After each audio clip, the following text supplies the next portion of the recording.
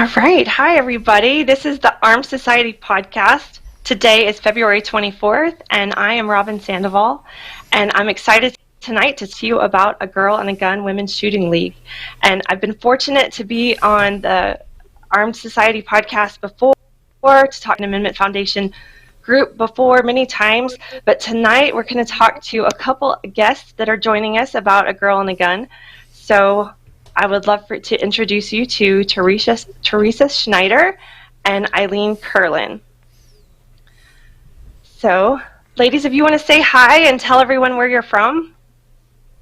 Hi, I'm Eileen Curlin. I'm from Boulder City, Nevada. And you've been with a Girl and a Gun for how long, Eileen?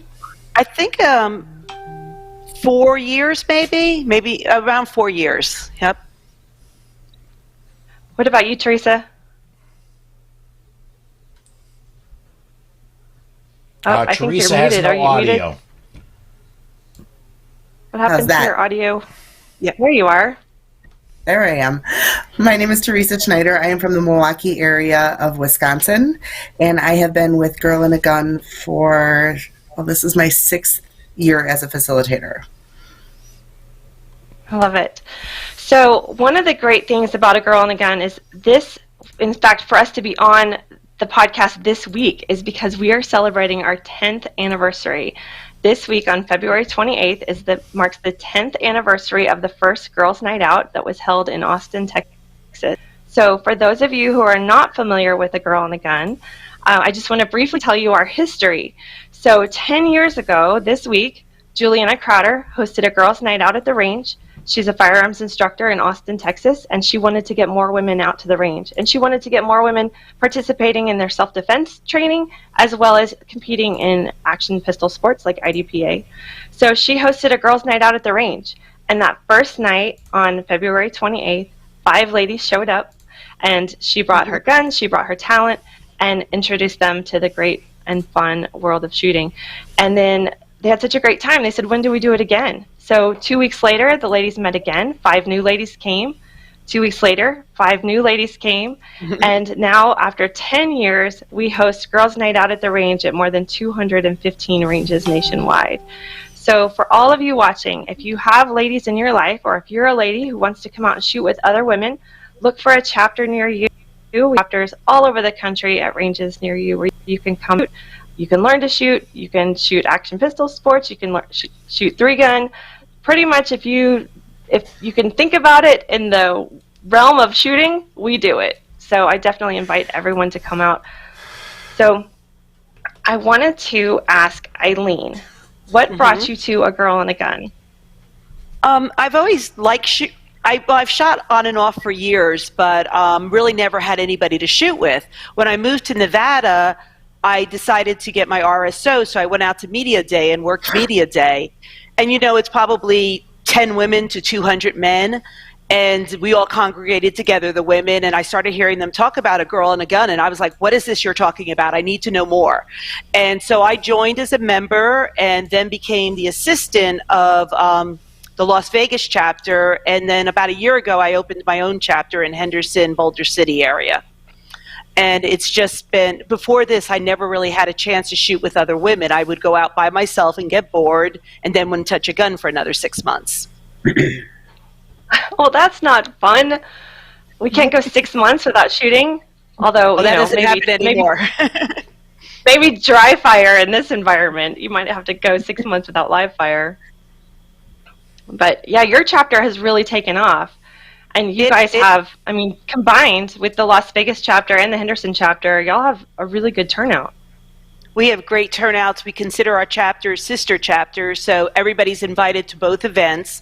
February, we killed it. I can't tell you how many events. And besides shooting, we're also gotten quite a few ladies who go to competitions besides going to the range. And we even started doing archery now, which is really fun. The ladies love it. Yeah, I've been seeing your pictures. I've been seeing the pictures you've been posting, and it's making me want to learn how to get a bow and arrow. Oh, it's a blast. It really is. And you get to reuse your ammo, so that's what's really cool. Oh my gosh, that's the perfect thing right now for our ammo slump, for us to add on archery. Very fun. Absolutely. Teresa, what about your chapter? Are you guys thinking outside the box for ammo saving ways also? We are very fortunate up here that the 5 chapters in our immediate area are very, very close. So we work very closely with each other, and we're doing dry fire clinics, and we're doing one of our ranges has a really cool 180-degree simulator, so we can get in there and use the CERT guns, which are weighted like real guns, and they feel like real guns, obviously with no recoil, but the trigger pull is there, that the trigger time, the dry fire, that kind of thing, and it feels like you're in a giant video game when they roll up some of these simulations. And on the flip side, we get to go in and then do police and what their training is, and live scenarios, and they call them shoot don't shoot scenarios. So the person running the computer can change up the computer scenario at the last second when the bad guy changes his MO at the end, so you never know what you're going to get. So we've been doing that pretty much every girls' night out for the last couple months, just to save on ammo, because our girls it's hard to find it right now. They don't want to not waste it, but they don't want to use what they have. They're kind of stockpiling as if they can. So this is a really fun way of doing that. We also did an archery day. We have a local indoor archery range because it's kind of cold here. I know Texas got it too, but we have to think outside the box a couple months out of the year. So, those simulators are no joke in terms of adrenaline, decision making, all of that. And I've been fortunate to do the 360 simulator too. I had a chance to experiment with it, and the instructor was pulling out all the stops, like just different distractions, dogs barking, trains going by, just in the middle of a scenario, and just to kind of get your mind thinking in those scenarios. So it's a great way to have that trigger time and without spending the ammo, but also just giving your brain those quick decision skills. It's a really great training tool. It is.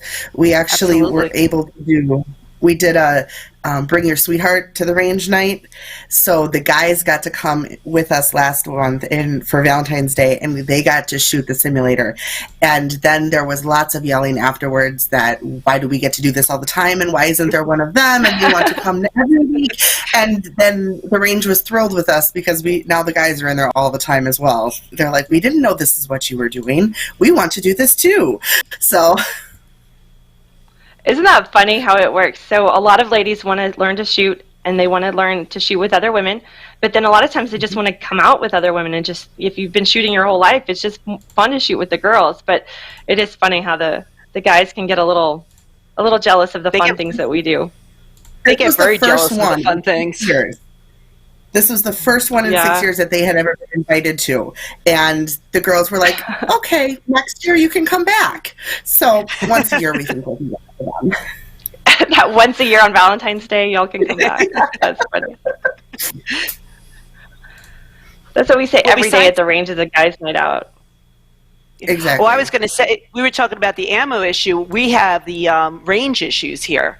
We have a hard time getting range time because of COVID, as much as we do with the ammo. So it's been that's why we introduced some other things like the archery, to keep the ladies together as a cohesive group. Yep. Yeah, it's been interesting. We've been seeing different ranges across the country have had different COVID policies, and some have closed completely, some depending on if you're outdoor, if you have areas to social distance, and it really has varied on a community by community basis. So a lot of our chapters have had to think outside the box, and just in terms of maybe doing tactical medicine, or maybe doing other non-fire training opportunities. But I love the simulator. I love that you guys are embracing archery too. We have more and more of those kinds of topics that we're going to be talking about at conference. So we'll talk about conference coming up in I think we have time still in this segment. Let's talk about our conference. Eileen, do you want to explain what our Girl and a Gun National Conference is? You want to talk about the guys being jealous. It's conference. When they see who we train with, they cannot believe it. Conference is 3 full days of training. That's excluding our pre-training when we have what do we call that? The topics, the discussion day, Wednesday. And then we have a range day that's kind of like our little media day where we get to shoot other people's guns and their ammo. But then we're trained by the top-notch instructors in small groups, and it's just amazing. And we're excited because we have, between our 2 chapters, 11 women going this time. And we've never had anybody but one in the past, so this is great.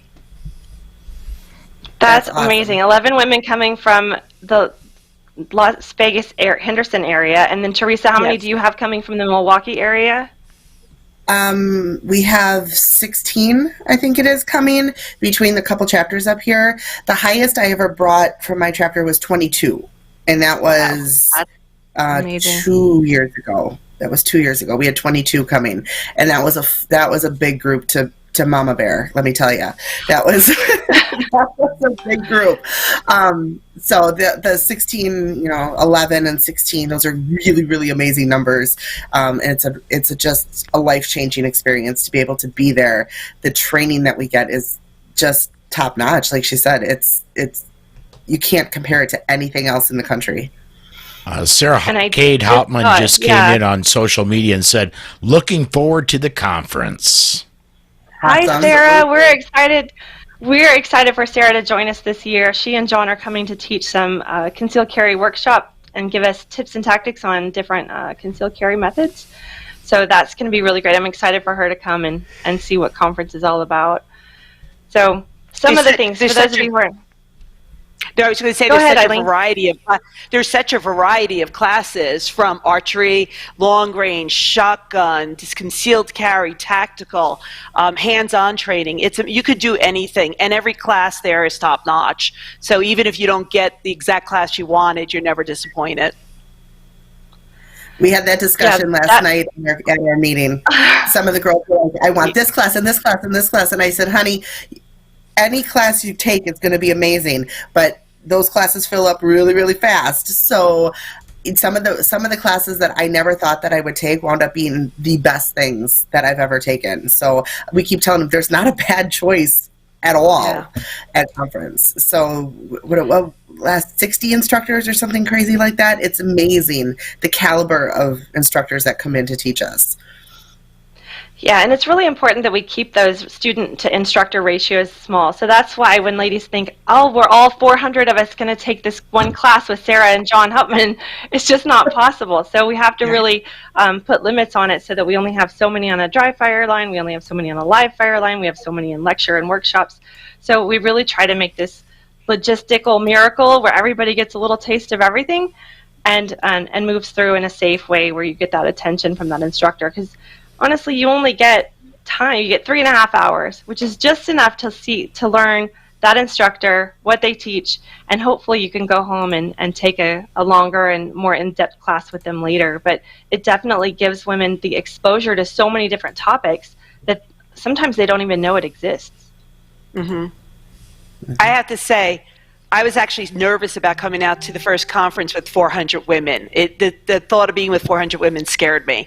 But I've made some of my best friends there, so it's wonderful. I look forward to seeing them every year now. Oh, I love it. Yes, it is almost like a big family reunion when we all come back together.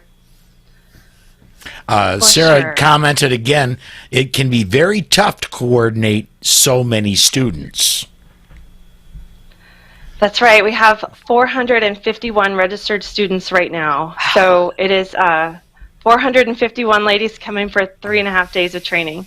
So I know it's going to be life-changing for a lot of them. We have every experience level from relatively new to our hard chargers, our girls that run and gun all the time, and everyone in between. So making sure that everybody has the right class for their skills and their needs and their goals, it's always worth it in the end. The age difference is amazing to see girls as young as 14, 15, 16 handling these firearms and running and gunning and competing with the best in the classes. And then you have them all the way up to, I think our oldest that's going, I want to say is like 70 or 72 this year. And she's competition. I have one slightly a step down from that, and she's all about just her she's not about competition, just the shooting. So it's so cool to see the age ranges because everybody just blends in. There's no demographic that's not welcome. So I love that. And that's what A Girl and a Gun is all about. We have a 14-year-old going this year, and then the most of us are at the other end, but but we're excited about that, to have a junior shooter.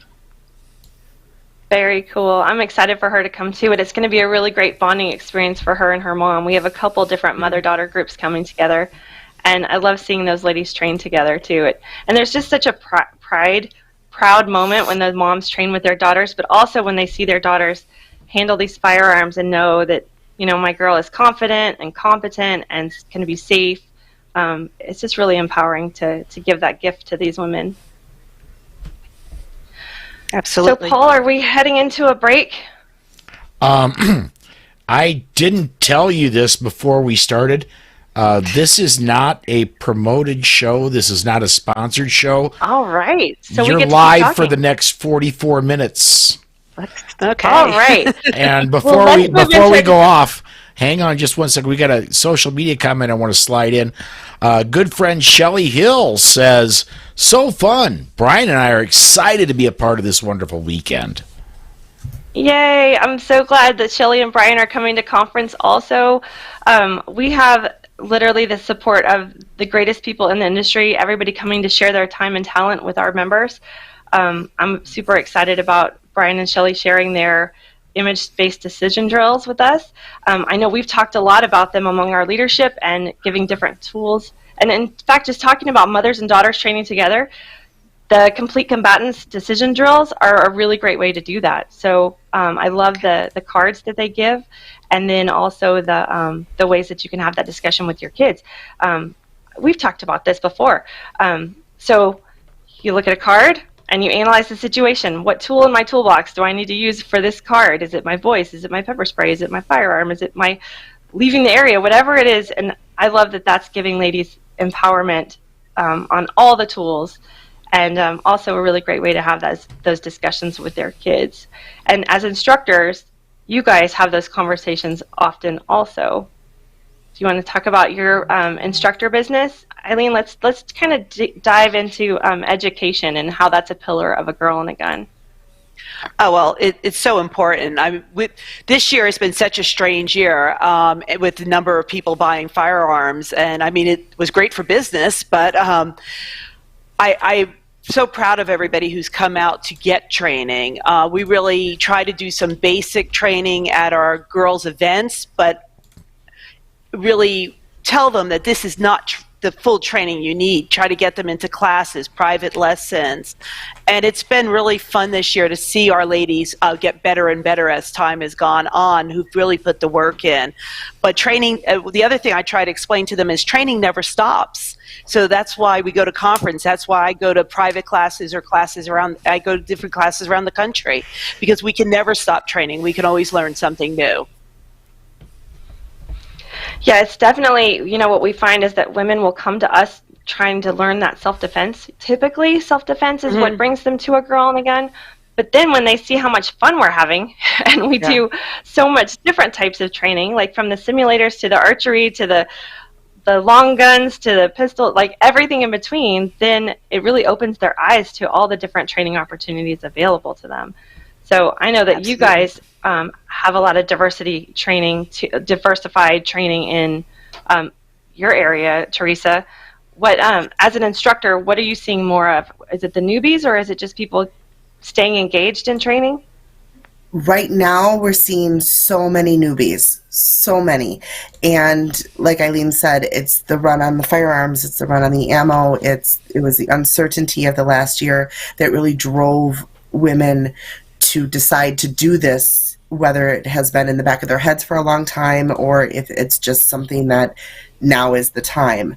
So we're seeing a ton of new shooters. I think almost all of the ones coming to conference are new to Girl and a Gun and newer shooters this year.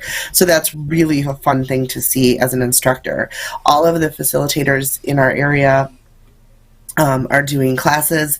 We're doing a lot of first shot classes, NRA basic pistol classes, a ton of concealed carry classes. And that's not just for females up here. All of the facilitators have their own businesses as well, and that feeds directly into the Girl and a Gun up here. And we are seeing so many that say, hey, my daughter and I need this, or my sister and I need this. Can we do a group of girls that can you do a private lesson at a house, and our facilitators will do that. They'll come and train, but we always recommend a private lesson or a basics class before you join us on the range for Girls Night Out. Everyone's always welcome, but if you have that under your belt, you're just that much more comfortable or confident on the range. So safety is the main thing. So we really encourage that.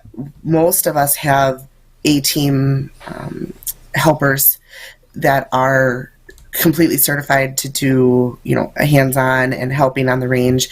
But it's not, a girls' night out is more of a group thing. It's not quite a one-on-one lesson like we like to encourage. It's busy right now, and one-on-ones are very, very popular. All of our ranges are scheduling a couple weeks out on them, and that's really an encouraging thing to see that the women who are purchasing the firearms are doing it in the right order. Yeah, I think that's a really great point, because a lot of times people will think that a girl and a gun is, people come to us for training, and they do, but we have different levels of training and different opportunities we provide. So our typical girls' night out is supervised practice. So for those of you learning about a girl and a gun for the first time, if someone's interested in learning to shoot, they can come to girls' night out. But it really is supervised practice. They might get some tips and tricks, and of course we want everyone safe, but the idea is to point them to where training is available. So whether that's through our facilitators who offer private lessons, through our ranges that offer classes, through our Girl and a Gun that offers conference and other retreats and different classes we offer, it's getting women into different areas where they can find training in their community or find an event that they can travel to for training. So it is all roads lead to training with a Girl and a Gun. Absolutely. And that's why when we say we have classes for all the newbies, it's really bringing them in and helping them find that one-on-one instructor, that one-on-one private lesson, that the classes that the range is offering, really helping them, because a lot of these newbies, I'm finding, I'm sure you guys are too, they don't know what they don't know. So they don't know where to start. They just know, hi, I know that I want to do this, and that's all I know. So they reach out to us, and then we're able to kind of guide them through the process. And Eileen, what is your thoughts about when a newbie comes? What's the process that is it similar to what Teresa said about a basic pistol class first? I would love to get them in that. We have, you have a lot of, they fight that at first because they don't feel comfortable going into that class. So my goal at a Girl and a Gun at our events, our Breakfast with Bullets is what we do most of the time, is to get them safe on the range, to teach them safety. I drill that into them. I want them to go out and see someone else and go, ooh, that's not very safe. I want them to recognize that stuff so that they when they want to go to the range by themselves, they can practice in a safe way, and the ROs look at them and say, yeah, that's good. She knows what she's doing. Oh yeah, she's a Girl and a Gun girl. So that's my major thing. And then to get them, once they establish that confidence of coming to Girls' Night Out or Breakfast with Bullets, then they're more apt to go and do more training. They need to meet us first. They need to say, oh yeah, this is fun, and now I see why I have to do training. And why you should do it with me versus your husband. And I'm not saying your husband doesn't know how to shoot, but too often they come in with the wrong gun, with the wrong, they're not being trained properly. And they feel so much more comfortable after they've shot a few times with us, and then they're interested in doing more training. Well, that's a really good point, because often I get the question of, well, why are women coming to a Girl and a Gun when, are we keeping women separate? Are we trying to create a whole women's only community? And really it's driven by the demand. So many women want to come to other women. We are, that's really where our niche is. We are women mentoring other women. A lot of our experienced colleagues in the industry can teach a variety of students, but the Girl and a Gun niche is a specialty in reaching that brand new shooter and communicating with her in plain English ways so that she can understand safety and proficiency and safe storage and all of the things that come with being a responsible gun owner. Mm-hmm. So women will come to us for those conversations because as women, we get it and we can talk to them about it. And we're not trying to create a separate community or separate culture as much as we want to bring them into the shooting community and then say, okay, now go take all the classes, go to the range, go do fun stuff. Well, I can Don't so you find clearly that that's remember. right? Mm-hmm. Yeah, I so clearly remember being a new shooter and being intimidated to go to the range alone. And so I want to create that confidence so that they can go and practice, because they can't have their only practice being girls' night out. A half hour once every 2 months is not enough, especially with a new shooter. So I want to create that confidence, that safety, and empower them to go by themselves, and then and that will then lead them into the whole world of shooting sports, where they are comfortable going to the range with the guys, going to a competition with the guys. Exactly. We have IDPA is just becoming really big up here. Some of the other shooting competitions are starting to really take off in this Midwest area right now. And a lot of the girls are intimidated. They don't know, they don't want to show up like by themselves, just walk in, because they're not sure what they're walking into. So we've actually started running ladies only classes for the competitive shooters. When our local range runs an IDPA match on a Saturday, they'll leave everything staged and up and ready for us, and we come in on Sunday mornings and just run it for practice. Wow. Just the girls, that's not fantastic. So they get the experience of running an IDPA without having all the guys or everybody just staring at them, putting it on practice score where it's out there forever. They don't want that. They just want to know what's next and what to expect. And we find that after those classes, more and more of them are filled with more confidence that they will show up on a Saturday then to go and run the actual match. And they love it. So my local chapter's range just put in 10 new bays for shooting sports. So we are very fortunate on that. But yeah, we're very excited about that. It took a long time to get there. We had 2 little tiny bays that we had to whack the weeds down every week when we got there.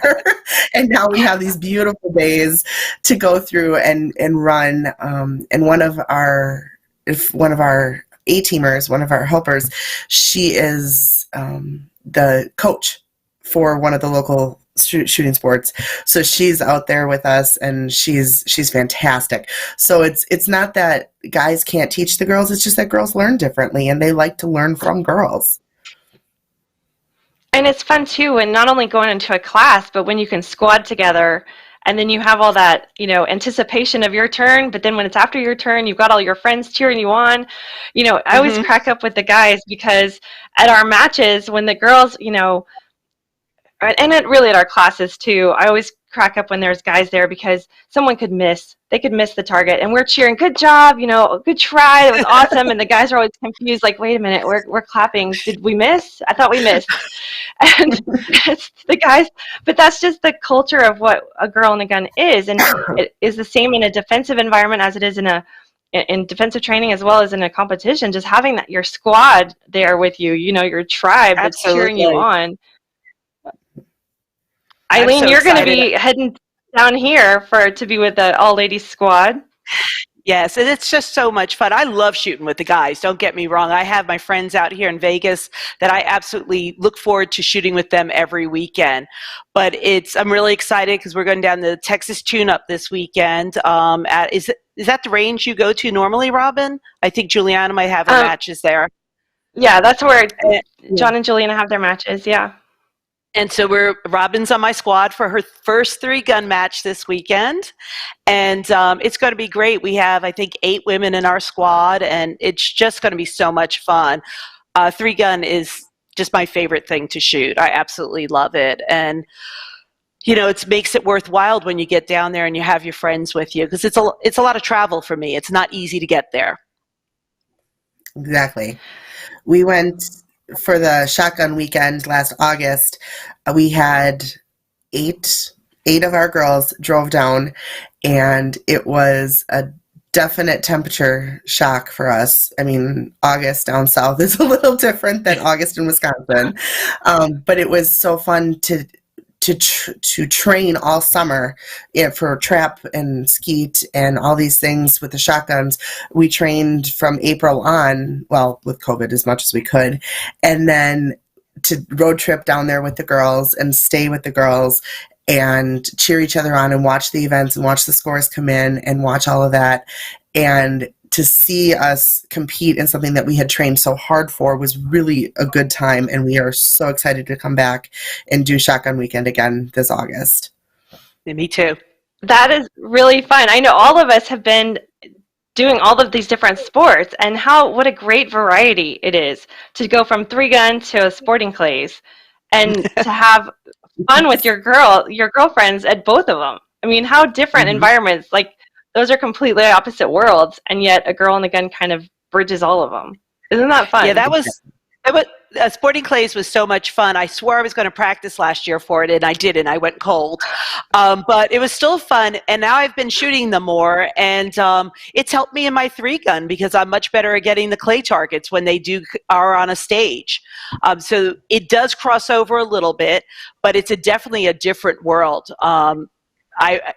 Coming from the 3-gun world, when I was at the clay, it was just so relaxed. I even had brunch once before a stage. So. That's so funny. You're rolling in, and I'm like, why are you having brunch? We don't have brunch at 3-gun. But yeah, in the clays world, there's time for brunch. But what's funny is seeing our 3-gun girls, like you, Eileen, in the shooting station at the shotgun with your shotgun on your shoulder. That's what's really funny. You can always spot a 3-gunner. Yeah, I've gotten better. I've learned how to shoot it. I've learned how to load it. Well, now I have an over-under, so I have to load it the proper way. Right. It's really funny. And also the same for the girls who, it goes the other way too, with our shotgunners from the sporting world coming into 3-gun and how different that is. And, we were really fortunate to be part of that article in Lady Shooter Lifestyle magazine, where Natalia chartered her journey at Fall Fest. She came to our 3-gun match. She's a pro shooter in the sporting clay world, and she tried 3-gun, and it was really great to see her experience with that, and just to see the crossover, and what a different world. She probably never gets that dirty shooting clays. There's definitely something for everyone at every level of your journey through Girl and a Gun. Yeah, for sure. So let's talk about, so Eileen just shared that I'm doing my first 3-gun match this weekend. I've done pistol matches before, but this is my first 3-gun match. So Eileen, you've done all the different types of competitions. What is next on your horizon? What's new for you that you're jumping into? I did a Glock match this year. That was new. But no, I'm probably going to continue to focus mostly on 3-gun. I really enjoy it. I enjoy the 3 different platforms a whole lot. I'm growing to love my shotgun more and more. So I really want to stick with 3-gun. I'm not quite ready for. I've done IDPA. I do some steel challenge. I do pistol matches out here in Vegas a lot, which is good because that's usually my weakest platform, but I'm probably going to stick with 3-gun until I get too old. You'll be lugging all your gear across the country, even still. Probably. That is one thing too. In terms of women mentoring other women, Eileen has shared a lot of tips about traveling with a ton of shooting gear, and that's stuff that a lot of people don't think about. But having another woman's perspective on all the stuff you need to pack, things you need to bring, and how to do it efficiently and effectively and legally in all the airports. I love that people can come to us for all those different types of life advice, because you've been through most of the major airports, Eileen.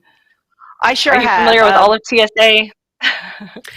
Yeah, I know the people at Vegas now. They pretty much know me when I roll in. So, and it really isn't difficult if you just approach it with a smile. If you go up there with an attitude, you're going to have more of an issue. So I just approach. I have everything laid out.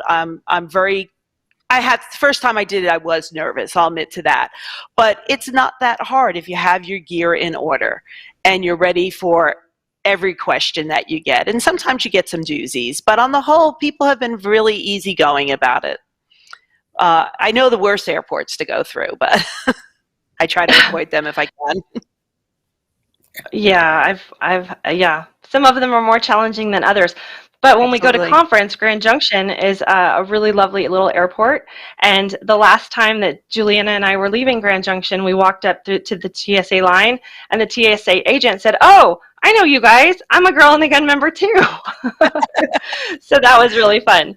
So so that was our normally I'm recognized by TSA for, the random checks. So that was kind of nice for her to be like, "I know you guys."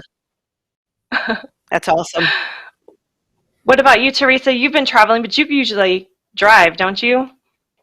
Well, conference we always fly, but for other things, then we're driving. We're careful.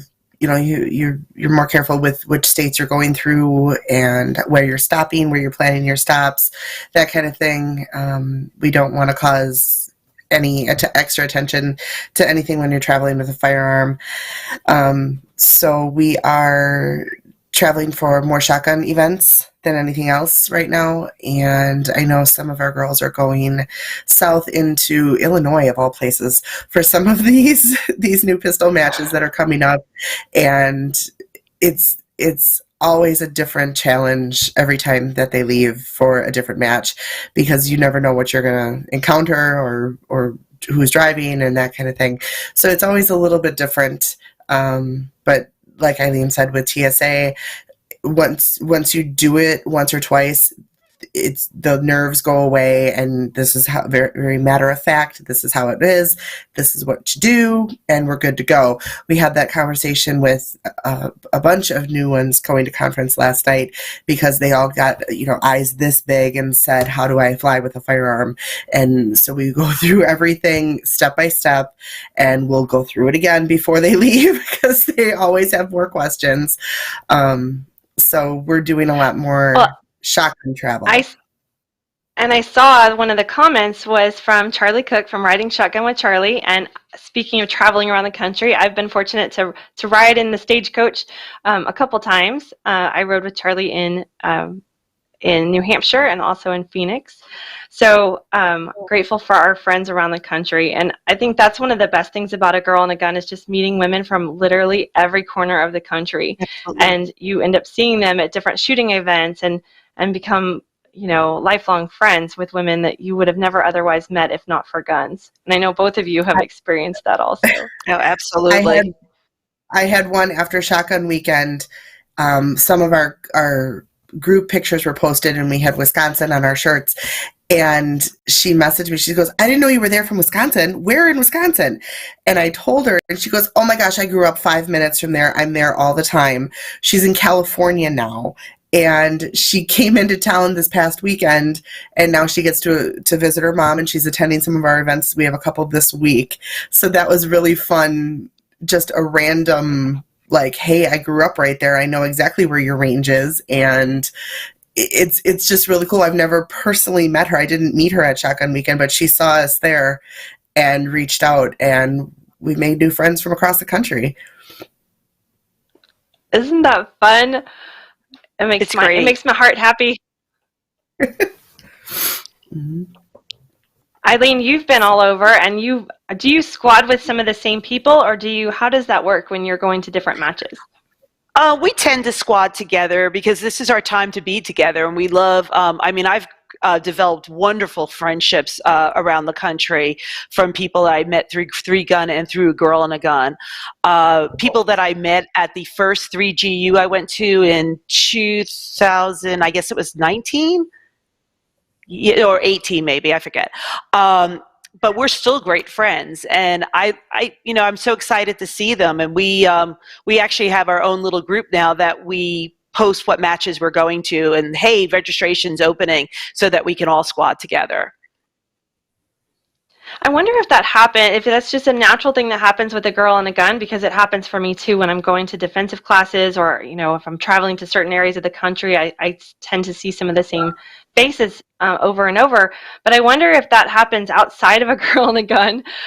So those of you watching the podcast, are you the same way, where you gather your friends from around the country and all go together? Because that is definitely part of the culture of a girl and a gun. And I love that about it, that we can go anywhere in the country and literally have friends and just pop into a host range and find people that instantly you have things in common with. Well, I'm gonna interject myself here. Go ahead, Paul. Tell us. I want to say, when we do Gun Rights Policy Conference, or we do the NRA show, or we do SHOT Show, I find something I run into some of the same people. I will search people out if I know they're going to be at some of the same places. So yeah, I don't think it's unique to a girl and a gun. I think it's the gun community. When we're going to be getting together and we know other people that are going to be there, we just search our friends out. Is kind of my opinion. I'll duck me and my inappropriate comments out now. No, I love it, Paul, because I am always one. I'm looking for you at GRPC. I'm looking for you at NRAM. It's the same kind of thing, when you're friends with somebody, and like Eileen said, this is your time to be together. You want to spend time with your friends. Absolutely. Well, I love the gun community. They really are great. But my 3-gun family is just amazing. I've been to matches that this summer I had nothing but trouble with my shotgun. And next thing I knew, I had 3 shotguns being handed to me. I had a trigger break. Boom, it was being changed out. Everybody is so good about sharing. These are your competitors, and my friends are my competitors. I have other friends that are going to win the match, but my friends that are my competitors are sharing their gear with me so I can shoot the stage. I mean, where do you find that in competition? I was a competitive tennis player for years, and let me tell you what, if my racket broke, nobody was offering me a new racket. Along the same lines of that is when we do what we call speed date with the gun nights at our local range, and everybody will bring in their favorite firearms, and the range charges a fee and provides the ammunition, and the girls whose guns they are, they're usually girls that are certified with range safety officers or instructors of some level. They stand with their firearms, and the new girls will go down and they'll shoot 5 out of each firearm as they go down the line, and then at the end they'll come back and they'll try again, and they'll say, I really like this one, or I'm not sure of this one.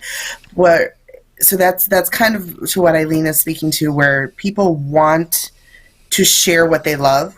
And if somebody's struggling to find one that they love, they're going to reach out and say, hey, I want you to love one as much as I love it. Try mine. Try this one. Maybe that one's not right for you. Let's try this one instead. And it's a really cool community to do that, because, I mean, in competition or just on a regular range night, if somebody's having problems with their firearm, they're gonna get frustrated. They're gonna put it away, and the girl next to them's gonna be like, "Hey, come fire mine for a while." Okay, we don't want anyone to leave the range on a sour note. They all want to leave happy, and a broken or malfunctioning firearm is a sure way to ruin your night on the range. So we want you to love ours as much as we do. So. My wife and I do often, at least once a year, we do what we call New Shooter Day. And we will rent an entire range somewhere in our hometown area, and we'll just put out the word, look, if you're a new shooter, you want to try out shooting, come join us. We've got experienced people there, and I'm absolutely stealing gun speed dating from you, Teresa. I love that. Because that is exactly what happens. I love that, and I'm stealing it. That's totally fine. A little hint, have them shoot the same target with a bunch of multiple targets on it, and write down what gun they're using on what target they shot, so that they can go back and say, hey, the Glock 19 was good, but I did better with the Walther PPQ, or I did better with the Springfield, or that kind of thing. So they can look at it, and it's a really cool visual for new shooters to take home and say, hey, look what I did. So, and then they know which one they like when they keep coming back to that one after they're done with their rounds. They're saying, I want to come back and shoot that one again, or I want to try that one again. You know, we teach our ladies at the beginning, when someone says, would you like to shoot my gun? The answer always is, yes, I would. Never say no. I've got a lot of years under my belt, and if somebody asks me, if I want to shoot their gun? Yes, the answer is yes. Yes, the answer is always yes. It doesn't matter if you're new or you've been around a while. The answer is always yes. Absolutely. But it is true, and it's a great way, for talking about some of our newbies. When they come to us for the first time, a lot of them, they don't know what firearm to use, and a lot of well-meaning husbands or friends or fathers or whoever has guided them down the path of gun ownership with a firearm that might not be right for them. So allowing them to speed date. Yes, there's a number of ones that we see all the time, and our newbies just don't know what they don't know. So giving them the opportunity to say, oh, this is what it's supposed to feel like, or this one really fits my hand. Like you said, a lot of times they might not even be able to articulate, I just want to go back and shoot that one again, or I did better with that one. And that really helps them with that whole learning experience. Well, we'll have a lot of ladies say to us, my boyfriend and my husband wants to buy me a gun, and we say to them, ask your boyfriend or husband for a gift certificate for the gun store, and then you try guns, and then you can go buy your own gun. And I think it means more when they purchase it themselves. I've seen so many women in my years of working at a range, working at the gun counter, and I've seen so many women come in and say, he bought this for me, I'm so excited. They go out, they shoot it once, they put it down, they say, he likes it so much, he can shoot it, show me something else.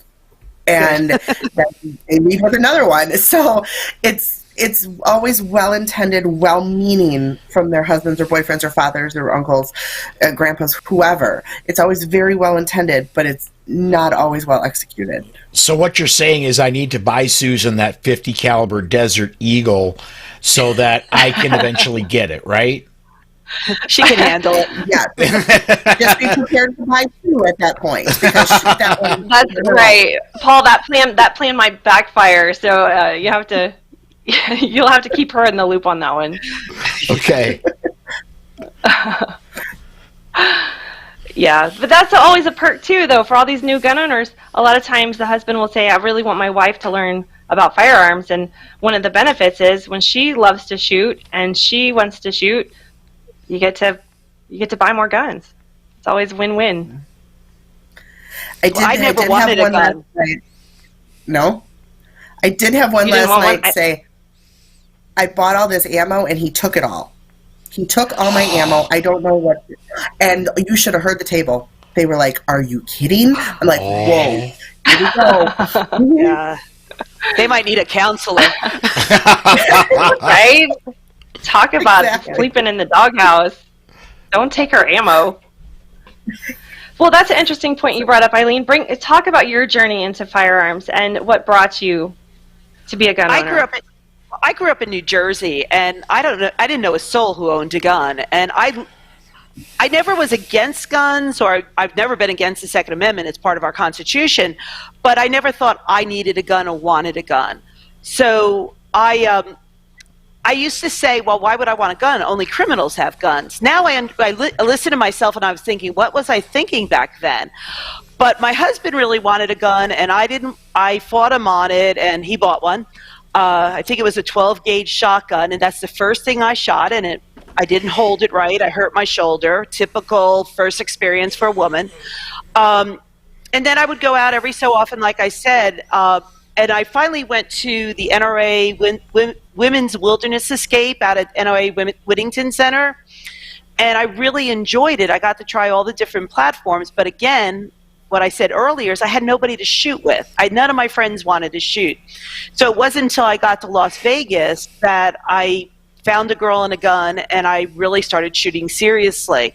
So from the woman who never wanted a gun in her house, now I'm always like, when's my next gun? What's going to be the next thing I buy? So I've come a long way, and it's Kevin's fault. So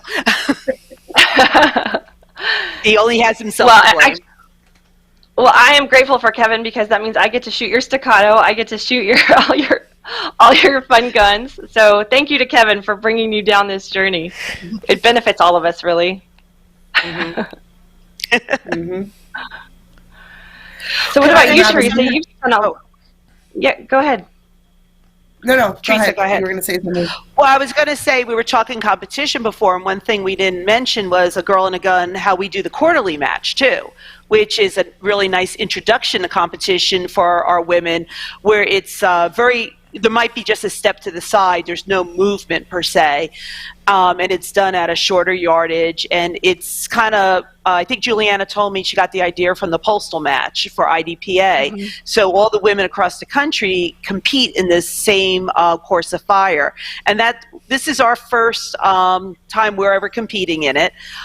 We finally got the ladies to sign up, and I think we already have had 11 women shoot it this quarter. We still have more to do. So I'm really excited about that. And even though they did, some of them struggled on it, it was a great opportunity for them to see what they need to work on. So many of them like to go to the range and shoot the big target, the big humanoid target. And now they're realizing what we've been saying is, yes, you have to shoot at smaller targets. So go ahead, you can put it at 3 or 5 yards, but you need to have those smaller targets. And now they're like, oh yeah, now I see why you said that.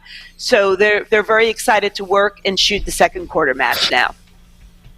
That's awesome. So for those of you who are unfamiliar with our quarterly match, we have a postal match every month. Every quarter there's a course of fire that can be done at any range, whether it's indoor, outdoor, tactical, however the limitations of the range.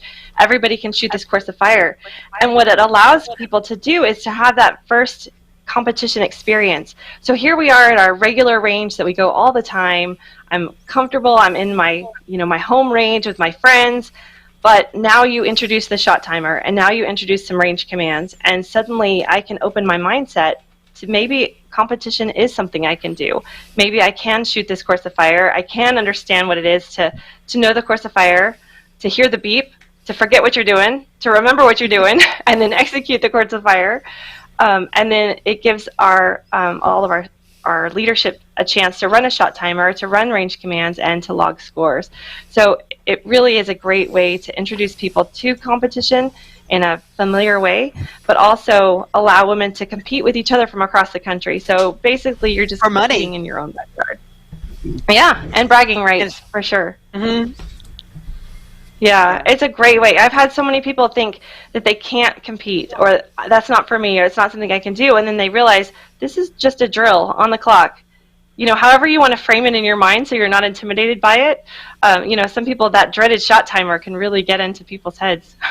Well, I'll tell you what I learned recently at a class I took down in Florida was to stop looking at the shot timer as something that makes you go blank. Because we all say that as soon as the shot timer goes off, like, what day is it? Instead, think of the shot timer as freedom. You have the freedom to shoot now. It's your turn to shoot, because that's what we're there for, is to shoot. It is. I have a lot of girls who, they hear the shooter ready beep and they say, what just happened? Their minds just shut off. They can have the whole course of fire in their heads, ready to go, and they hear that beep and their minds just blank. And we look at them and we go, what did you do? And she goes, I don't know. It just happens. And it happens to every single one of them at least once. And we tell them that and they go, okay. And then I said, the next time you're fine. And they are. It's a learning process, and it's so nice to be able to learn at your home range with your people. Absolutely. Your people are your biggest cheerleaders. Our girls are the biggest cheerleaders, and not just from our chapter, but if another chapter doesn't have a big turnout for that, they'll come and we'll run it for them, or we'll go help them run that quarterly match, and it's really cool to see, because once they do it, they're like, I got this. I could do it again. Isn't that funny how when you think something is so daunting, but it's just a lesson in life, that once you do it, you got this. It's not that scary. Mm-hmm. Yeah, we took, I think, 11 We took 11 women to Glock Shooting Sports Foundation match this year, and 6 of us are going to shoot the USPSA Steel Challenge next week. So that'll be a lot of fun. Get that Steel Challenge around here. That is one thing we'd miss, and the girls are like, can we get one? Can we get one? And it's not as easy at our local ranges to have them. So unless they're willing to travel, and they're like, well, and I said, if we can get practice in up here, it's going to be a lot less intimidating to get in the car and go drive to one. So we're working on that up here too. Well, coming from I'm trying to get my son to go shoot Steel Challenge with me, so we can do it as a family. Fun. That's just really fun. Well, yeah, because coming from 3-gun, Steel Challenge seems very quiet, and I don't want to say boring. It's not boring, but it's just so different. But it's humbling because you have these plates and you have to hit them. So, and it's a really great way to train on your pistol. It's excellent training for pistol skills without that having noise. to. My girls love that noise. That steel. Nothing beats the bullet on steel noise. And the peel of every the steel. time the ting, they love it. Every time we get to go shoot it, they're like, more, because that's the noise that they love to hear, almost as much as the bang. And you're right, Eileen. It's not that it's a super complicated course of fire, but it does make you focus on accuracy and getting those shots on target. It's got all the right skills. The large humanoid target that we get in 3-gun has a lot of give. You can get the edges of the target. You only have 6 or 8 inches to hit on Steel Challenge, and there's no almost hit. It has to be on there or it doesn't count. So it is tough. Absolutely. That's always fun, though. I love seeing the smiles. That's the best part of being on the range, is everybody smiling and cheering, and I love it. So, Teresa, for you, what's coming up that you have? Any new sports that you're going to be tackling, or information that you're going to be learning? More archery this summer. Regular trap starts in April as soon as we can kind of see grass. Right now we've got about 18 inches of snow out there. So as soon as it warms up a little bit, the five stand is something that they really want to get into a little bit more. Right now we have a heated trailer that we can shoot out of. But again, 18 inches of snow, it's a little harder to chase the rabbits across the snow for 5 stand. And we have a few other clubs around here that are doing more shotgun things. It's really interesting to see our girls shift more. We have a definite split kind of right down the middle between IDPA and shotgun sports. And very few crossovers, which is kind of different. And normally I see a little bit of both, but we definitely have like a split groups. This one likes this and this one likes this. So there's going to be a lot more competition with shotgun this year, and then a lot more IDPA coming up. I know one of our instructors, Josh Crosby, has been not badgering me, but putting the bug in my ear that he wants to come back and do a 2-day AR class again for the next level, because we had him here last summer. And for some reason, he likes Wisconsin in the summer. He didn't particularly like it in January, though. I don't get it. My Texas. So we're doing a lot of that, and just a lot more dry fire classes, and the archery is starting up again, which is nice, because everything going on right now, just trying to keep our skills up. Yeah, I think it's just important to keep everybody socializing, keeping people coming together so people aren't isolated. That's really important too, and to let people know that life is still going on as normal as we can make it. So some of the things we have coming up as a league that we've talked about tonight, we have our national conference coming up in April. Everyone can learn more about what we're doing at conference at agirlandagun.org/conference. And then, like the ladies talked about, in August, we have our Women's Clays Championship. There are a lot of women's only shoots, but this one is a major women's championship. It's all ladies, and so you can join us at Powder Creek Shooting Club in Lenexa, Kansas. That is in August for the Women's Clay Championship. And then in October, we have our Fall Fest, which is our 3-gun match, and that will be at the Lucas Ranch in Cross Timbers, Missouri. And so if you are interested in coming out and joining us for 3-gun, if you're one of the women who want to jump into the world of 3-gun, we have 3-gun University that's available, as well as our multi-gun match. It's the only all-ladies 3-gun match in the country. So I definitely encourage everyone to join us and you can find out all of those information at agirlandagun.org. Robyn. And the team pistol match on Sunday. That's right. Good luck, ladies. Thank you. Robyn, right now the country is teetering on reopening. Your April conference is last year you guys had to do it virtual. Is the plan right now to do it in person? Oh yeah, so we're going to be in person. Yes, yes. The state of Colorado, we're coming. So it was actually very sweet last year. The state of Colorado really wanted us there. This is a state-owned facility that we are using, and they sent us the nicest note last year when they did have to shut down because of COVID.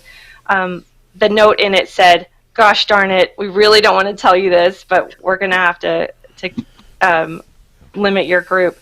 So it was very sweet to see a state-issued letter that says, "Gosh darn it, we didn't want to tell you." But it was really great. We were able to turn our conference into a virtual event in a matter of 6 weeks, and it was really exciting.